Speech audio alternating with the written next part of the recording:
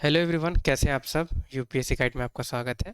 और आज की डेट है 19 अगस्त और हम देखेंगे द हिंदू न्यूज़पेपर में क्या क्या इंपॉर्टेंट टॉपिक्स कवर थी यूपीएससी सिविल सर्विसेज प्रीलिम्स, जिसमें पेपर 1 होती है, उससे रिलेटेड। तो चलिए देखते हैं। सबसे पहले न्यूज़ कवर है, वैसे ये आर्टिकल थी कवर, जो माइग्रेंट्स काम कर रहे हैं अभी कावेरी डेल्टा में, उससे रिलेटेड। तो कावेरी रिवर हमारे लिए इम्पोर्टेंट है, उसे समझेंगे। तो कावेरी की दो स्पेलिंग है, आपको देखनी है, ठीक है। तो कावेरी रिवर क्या है, इंडिया की मेजर रिवर है जो स्टेट कर्नाटका और तमिलनाडु में फ्लो करती है, ठीक है। दो ही स्टेट में ये रिस्ट्रिक्टेड है, आपको ध्यान रखना है। अब कावेरी रिवर की ओरिजिनेशन पॉइंट कहाँ से है, तो ताल कावेरी, जो ब्रह्मगिरी रेंज वेस्टर्न घाट में है, वहीं से ये ऑरिजिनेट होती है। और ब्रह्मगिरी रेंज कहाँ पे है, तो कोडुगु डिस्ट्रिक्ट, स्टेट ऑफ कर्नाटका, ठीक है, कर्नाटका में। ये इंडिया के थर्ड लार्जेस्ट रिवर है, गोदावरी कृष्णा के बाद, अगर साउदर्न इंडिया की बात की जाए वहाँ पे, ठीक है। तो थर्ड लार्जेस्ट है, याद रखनी है। कावेरी रिवर को गोल्डन मदर भी कही जाती है, ठीक है। जैसे गोदावरी को दक्षिण गंगा कही गई है, वैसे ही कावेरी को भी तमिल लिटरेचर में गोल्डन मदर कही गई है। तो ये याद रखना, स्टेटमेंट पूछ सकती है यूपीएससी। बढ़ते हैं आगे। ट्रिब्यूटरीज कौन कौन है, आपको ट्रिब्यूटरीज पता होनी चाहिए। अगर ये बेसिक पे यूपीएससी अगर इन पे नहीं पूछती है आपसे, तो ये जो ट्रिब्यूटरीज हैं इन पे पूछ सकती है कि लेफ्ट बैंक कौन है, राइट बैंक कौन है। नीचे दिए गई जो ऑप्शन है उनमें से बताएं, तो वैसे आपको प्रिपेयर करना होगा। तो लेफ्ट बैंक ट्रिब्यूटरीज कौन कौन है, तो हिरांगी, हेमावती, सिमसा, अर्कावती, साराभांगा और त्रिउमनी मुथारू। तो ये लेफ्ट बैंक है। और राइट बैंक ट्रिब्यूटरीज कौन कौन है, तो लक्ष्मण तीर्था, कबानी, भवानी, नोयाल, अमरावती, मोयार, ठीक है।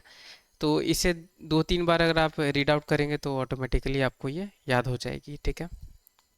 अब आगे बढ़ते हैं। मैप में हम देख लेते हैं कहाँ पे है कावेरी रिवर। तो ये आप देख सकते हैं मैप। कावेरी रिवर ऑरिजिनेट हो रही है कर्नाटका से, और ये ऐसे ऐसे बहते तमिलनाडु में, इधर बे ऑफ बंगाल में ख़त्म हो जाती है, ठीक है। तो कर्नाटका और तमिलनाडु, यही दो स्टेट में रिस्ट्रिक्टेड है। अब अगली न्यूज़ को देखते हैं। ये सेंट्रल कंज्यूमर प्रोटेक्शन अथॉरिटी के बारे में न्यूज़ है, क्योंकि उन्होंने अभी इम्पोजिशन, जो आईएएस कोचिंग सेंटर्स है वो कुछ मिसलीडिंग एड्स चला रहे थे, उन्हीं पे फाइन इम्पोज की है। तो हमारे लिए ये बॉडी इंपॉर्टेंट हो जाती है एग्ज़ाम पॉइंट ऑफ व्यू से। तो कंज्यूमर प्रोटेक्शन अथॉरिटी कौन है और ये क्या करती है, उसे हम समझेंगे। Consumer protection, central consumer protection authority, ये रेगुलेटरी अथॉरिटी है, याद रखनी है, ये रेगुलेट करती है। और ये सेटअप कैसे की गई थी, तो सेक्शन 10A जो कंज्यूमर प्रोटेक्शन एक्ट है, जो 2019 की, उसी में ये सेंट्रल कंज्यूमर प्रोटेक्शन अथॉरिटी को इस्टेब्लिश की गई थी। क्या करती है ये अथॉरिटी, तो मैटर्स देखती है अगर राइट्स जो भी हैं कंज्यूमर की वो अफेक्ट हो रही हैं, या प्रॉपर ट्रेड प्रैक्टिसेस नहीं हो अगर फॉलो की जा रही हैं, या इनअप्रोप्रिएट जो रॉन्ग एडवर्टाइजमेंट है पब्लिक, जो इंटरेस्ट को हार्म कर रही है, तो उन सारी मैटर्स पे कंज्यूमर प्रोटेक्शन अथॉरिटी देखती है। वैसे कंपोजिशन क्या क्या है, तो कंपोजिशन एडिशनली आपको मैं यहाँ बता दे रहा हूँ। चीफ कमिश्नर होते हैं इसमें, 3 मेंबर बॉडी है ये भी। 3 मेंबर और कौन बॉडी है आप मुझे बताएं ज़रूर कमेंट बॉक्स में, क्योंकि आपसे मैंने डिस्कस किया था 3 मेंबर बॉडीज़ के बारे में, राइट। तो आप कमेंट बॉक्स में बताएं कौन है वो 3 मेंबर बॉडी। इसके अलावा तो चीफ कमिश्नर होते हैं, और इसमें दो और कमिश्नर होते हैं, ठीक है, जो दो पर्टिकुलर सब्जेक्ट है, गुड्स और सर्विसेज। तो एक कमिश्नर गुड्स को देखते हैं, दूसरे कमिश्नर सर्विसेज को देखते हैं, ठीक है। तो 3 मेंबर बॉडी है ये। अब हम देखते हैं कि कंज्यूमर के पास क्या क्या राइट्स हैं। तो एज अ इंडिविजुअल हमारे पास क्या क्या राइट्स हैं, वो हमें यहाँ समझना होगा। तो be protected against marketing of goods and services which are hazardous to life and property. तो हमें प्रोटेक्ट किया गया है जो भी गुड्स एंड सर्विसेज हैं, वैसी मार्केटिंग से जो हमारी लाइफ या प्रॉपर्टी को हार्म कर सकती है। और हमें दूसरी क्या है हमारी राइट्स, कि हमें पता होनी चाहिए, बी इन्फॉर्म्ड, यानी हमें पता होनी चाहिए जो भी इंडिविजुअल है जो प्रोडक्ट सेल कर रहे हैं या गुड सेल कर रहे हैं, उसकी quality, quantity, potency, purity, standard, price of goods and services, ये सारी हमें पहले से इन्फॉर्म्ड की जानी चाहिए। तीसरी क्या हमारी राइट्स हैं कि हमारे पास एक्सेस होनी चाहिए वैरायटी ऑफ गुड्स और सर्विसेज की, वो भी कॉम्पिटिटिव प्राइजेस में। ऐसा नहीं कि हो सकती है कि एक पर्टिकुलर कंपनी है वो बिस्किट मैन्युफैक्चर कर रही है और जो दूसरी कंपनी है वो भी बिस्किट मैन्युफैक्चर कर रही है, पर एक जो पर्टिकुलर कंपनी है उनकी बहुत ज़्यादा प्राइस हो, राइट। सपोज कर लेते हैं 100 रुपीज़ उनकी प्राइस है, सेम क्वांटिटी और सेम क्वालिटी की बिस्किट की अगर बात की जाए कि बी कंपनी की भी सेम वही क्वालिटी है, सेम क्वांटिटी है, पर वो सिर्फ 10 रुपीज़ में ही बेच रहे हैं, राइट। तो कम्पिटिटिव प्राइस में हमें मिलनी चाहिए वो, उसकी भी हमें राइट अशॉर्ट की गई है। और सबसे लास्ट जो राइट्स हमारे पास एज अ कंज्यूमर है कि अगर कोई भी अनफेयर या रिस्ट्रिक्टिव ट्रेड प्रैक्टिसेस हो रही हैं उसके द्वारा हम कंप्लेन फाइल कर सकते हैं, राइट, और हम हेल्प ले सकते हैं अथॉरिटीज से। तो ये बेसिकली 4 राइट्स हैं। अगर इस बॉडी के बारे में यूपीएससी नहीं पूछती है तो ये आपसे एज अ जनरल स्टेटमेंट में पूछ सकती हैं कि राइट्स कौन कौन सी है कंज्यूमर की, तो ये डायरेक्ट स्टेटमेंट है, ये यूपीएससी उठा के आपसे पूछ सकती है, ठीक है। तो आगे बढ़ते न्यूज़ में। अब कुवैत के प्राइम मिनिस्टर अभी इंडिया के साथ डिस्कस करना चाह रहे हैं टाइज को, तो वही न्यूज़ में है। हम तो सबसे पहले समझेंगे कुवैत की मैप, और ये क्या टाइज है, वैसे इंपॉर्टेंट कुछ भी टाइज नहीं है अभी, बस जो बात हो रही है नॉर्मल वही सारी बात है, ठीक है। तो प्रीलिम्स पॉइंट ऑफ व्यू से इंपॉर्टेंट नहीं है, बस मैप में समझना है इसे।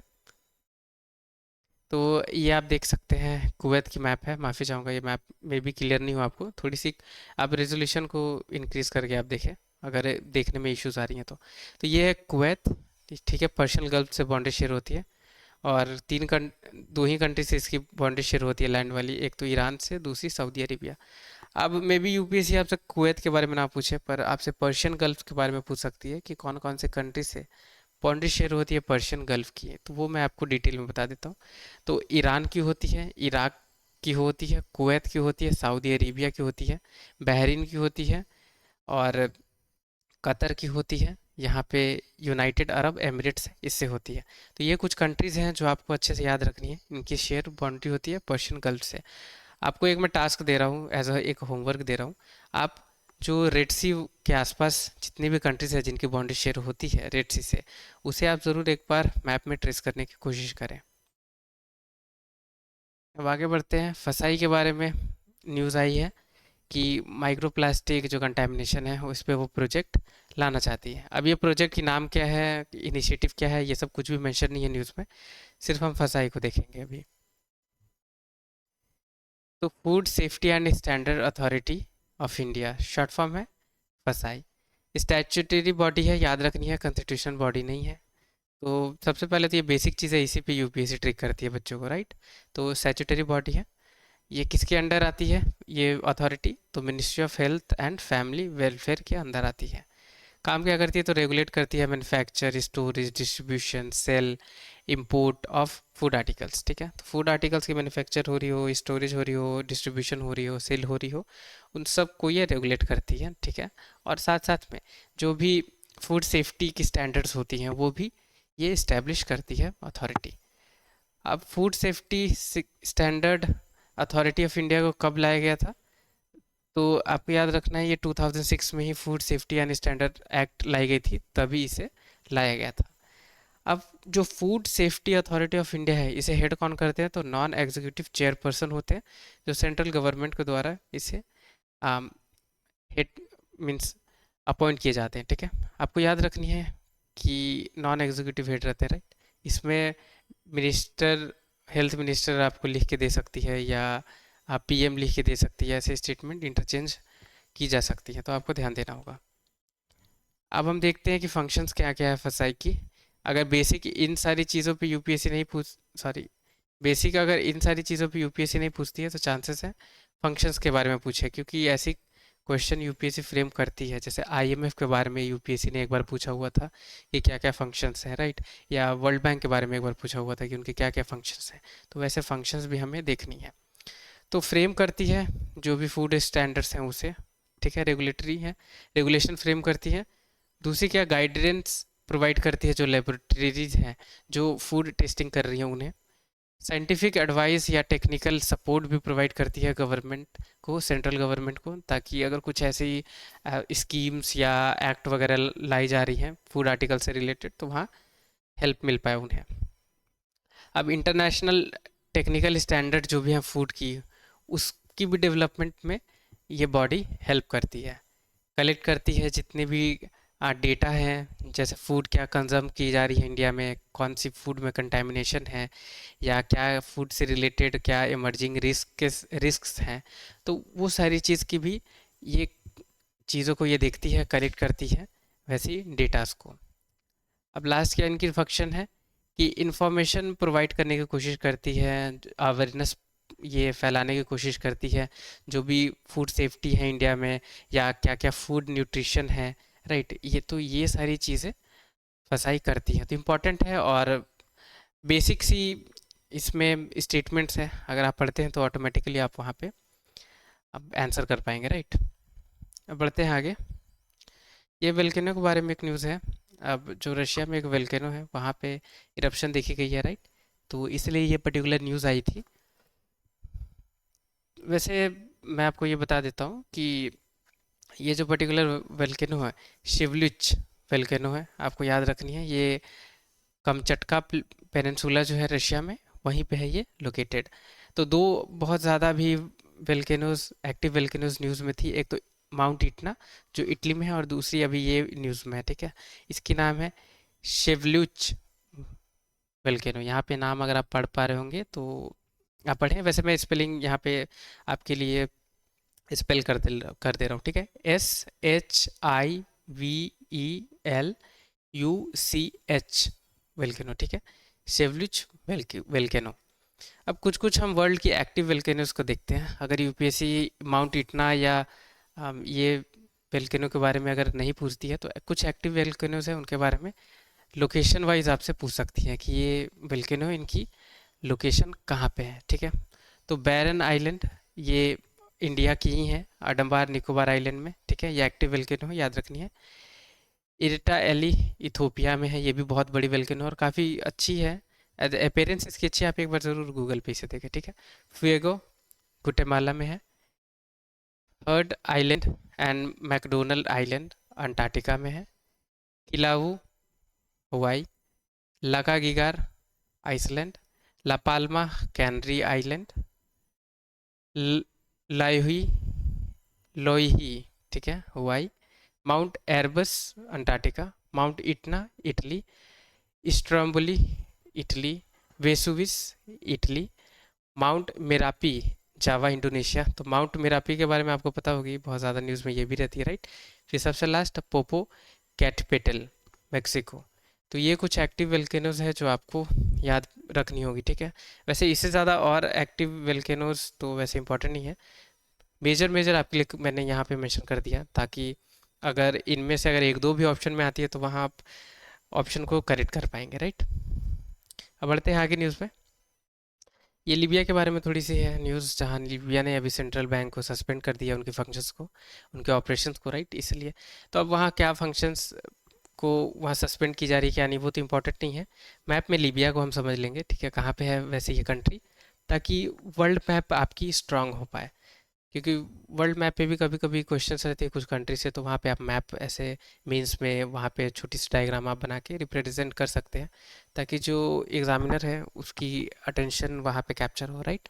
और वो समझ पाए कि आपको थोड़ी सी नॉलेज मैप की भी है, राइट। तो वैसे में आपकी मार्क्सेस मीन्स में इंक्रीज होती हैं। तो मैप हम देख लेते हैं। तो ये देखिए लीबिया है, और कौन कौन सी कंट्री से बाउंड्री शेयर होती है। तो सामने तो देख पा रहे होंगे आप, मेडिटेरियन सी है। टूनेशिया, अल्जीरिया, नाइजर, चैड, सूडान और इजिप्ट, तो ये कंट्रीज़ हैं जिनसे बाउंड्री शेयर होती है लीबिया की। और लीबिया वैसे न्यूज़ में रहती ही है, यहाँ पे बहुत ज़्यादा कन्फ्लिक्ट्स है, कन्फ्लिक्ट्स वाली एरिया है ये, इसलिए। यहाँ सीरिया देख पा रहे होंगे, यहाँ इसराइल है, और यही है रेड सी, ठीक है। और थोड़ी डिटेल में देखेंगे एक चीज़ को, साहिल रीजन को हम देखेंगे, क्योंकि यूपीएससी ने इस पे पूछा हुआ था क्वेश्चन। अब आपको यहाँ पे याद रखनी है कौन कौन सी रीजन है और कौन कौन सी नहीं है, ठीक है। अफ्रीका की ये साहिल रीजन है, तो लीबिया, अल्जीरिया और इजिप्ट ये सब साहिल रीजन की पार्ट नहीं है, ठीक है। यही मैं आपको यहाँ पे बताना चाह रहा था। अब कौन कौन पार्ट है, तो एक बार आप रिपीट कर देता हूँ, याद रख पाए तो अच्छी बात है।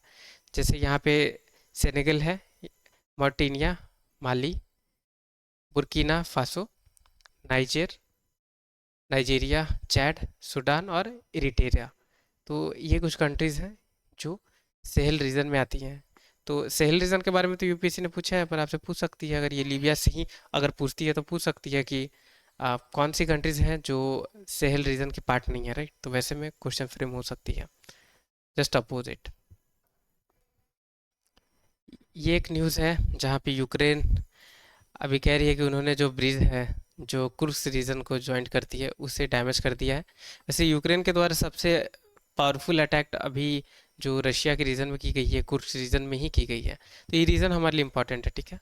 यूपीएससी पूछ सकती है कि ये रीजन रिसेंटली न्यूज़ में देखी गई है, किस कंट्री से रिलेटेड है। वैसे तो 3-4 बार इसे मैंने आपके साथ डिस्कस किया ही है, पर अब क्या करें, न्यूज़ में है तो इसे भी दोबारा रिपीट करना ही है, राइट।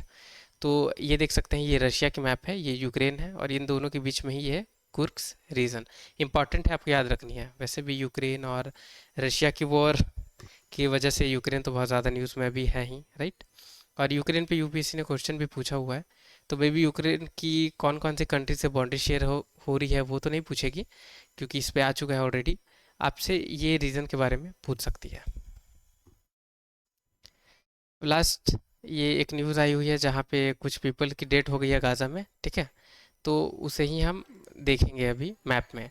मैप ही हमारे लिए ज़रूरी है, और इसके अलावा तो कुछ हमें ज़रूरी नहीं है। तो देखते हैं मैप में, इसराइल है ये, ठीक है। मैप देख पा रहे हैं इसराइल की कौन कौन सी कंट्री से बाउंड्री शेयर हो रही है, तो लेबनन, सीरिया, जॉर्डन, इजिप्ट, ठीक है। ये मेडिटेरियन सी है।